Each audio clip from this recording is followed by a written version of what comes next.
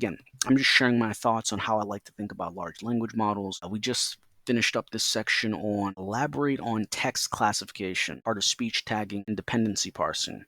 Okay, so this is where next we will go into the concept of feeding the model and activating latent space. So I think in previous sections we actually did well enough to go into that to really try to give you a baseline for how I understand the concept feeding the model in relation to activating latent space. Okay, so next we write, starting a session without context requires you to pre-buffer the necessary heuristics to narrow the wide space of potential next token activation. Have it write explanations and expand through examples, alternatives, suggestions, compare and contrast differences. Okay, so that's really important. I'm going to have to harp on this. Starting a session without context. That's early game, without custom instructions, without a custom GPT. With those things, it already gives you access to that pre-buffer.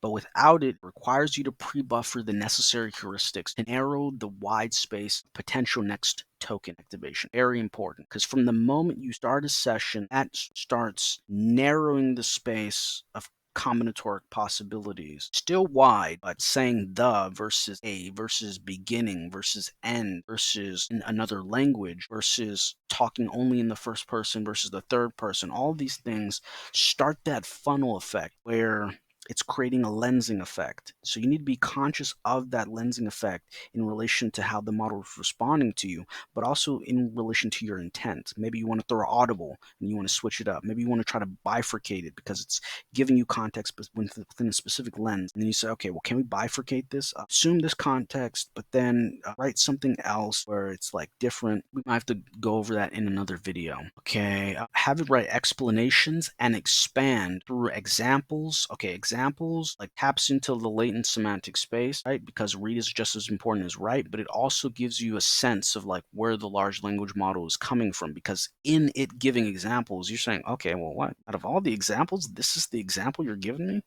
Should we change that? Is that good? Like you get that context with regard to the examples that it's giving. And then you say, okay, well, it's technical synthetic baseline for the examples.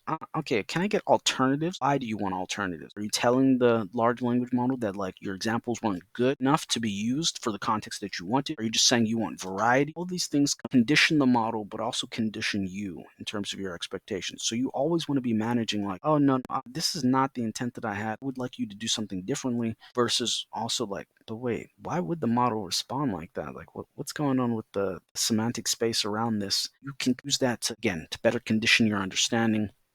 Suggestions, compare and contrast, one of my favorite reference points.